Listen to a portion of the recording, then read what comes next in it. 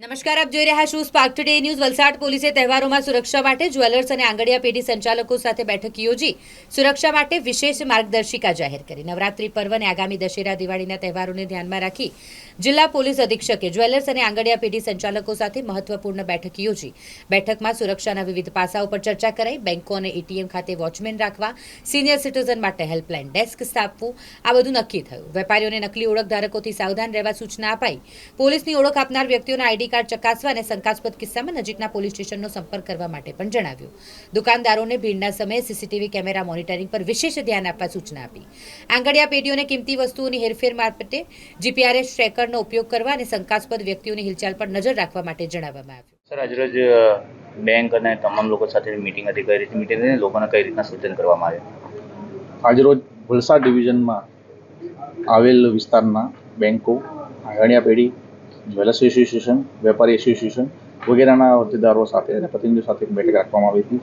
આ બેઠકનો મુખ્ય હેતુ જે નવરાત્રિથી જે તહેવારોની સિઝન શરૂ થઈ છે જે છેક દિવાળી સુધી ચાલશે, તે દરમિયાન મોટા પાયે કેશની અને સોના ચાંદીની દાગીનાની હેરફેર થતી હોય છે. તો આ દરમિયાન કોઈપણ પ્રકારનો અનિચ્છનીય બનાવ ન બને તે માટે શું પ્રિકોશનરી એક્શન લેવા જોઈએ, શું કાળજી રાખવી જોઈએ, એ બાબતની સૂચના આપવામાં આવી હતી.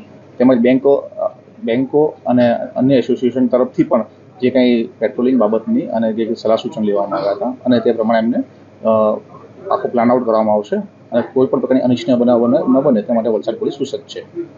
અમારા માધ્યમથી લોકોને શું અપીલ કરશો અને કઈ રીતની તકેદારી લોકોએ રાખવી છે દુકાનદાર? બિલકુલ.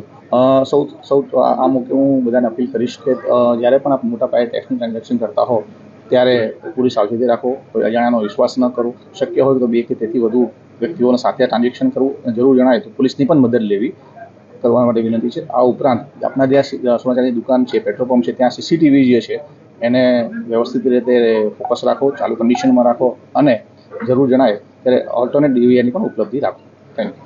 છેતરપિંડીનો અને જે છેતરપિંડી કરનાર લોકો છે, જે સિનિયર સિટીઝનો અને જે ઓછું જાણતા લોકોને ટાર્ગેટ કરતા હોય છે, તો બેંકોની અંદર ને એની અંદર અને કઈ રીતની સેફટી માટે આપણે સલાહ આપી? પ્રથમ તો બેંકોને હું વિનંતી કરીશ કે પોતે પણ ત્યાં એક પોતાને કસ્ટમર આસિસ્ટન્ટ જેવી હેલ્પ રાખે, જેથી કરીને જે વૃદ્ધો છે, સિનિયર સિટીઝન છે, એમને કોઈ પણ પ્રકારની મદદની જરૂર તો કોઈ પણ અજાણી વ્યક્તિ મદદ કરવાના બદલે જે એટીએમ કરે છે અથવા બીજી કોઈ ચીટિંગ કરે ન કરી શકે તો બેંકો પણ રાખે.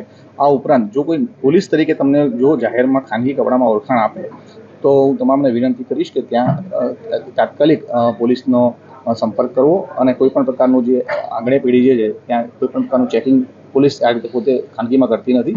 પોલીસ છે યુનિફોર્મમાં જ કરશે અને આવું કંઈ થાય તો તાત્કાલિક સ્થાનિક પોલીસનો સંપર્ક કરવો અને જો ચેકિંગ માટે પાર્સલ ખોલવાનું કહે તો પોલીસ સ્ટેશન જઈને જ ખોલવાનો આગ્રહ રાખવો એવી હું તમામને આંગણે પેઢીને વિનંતી કરું છું.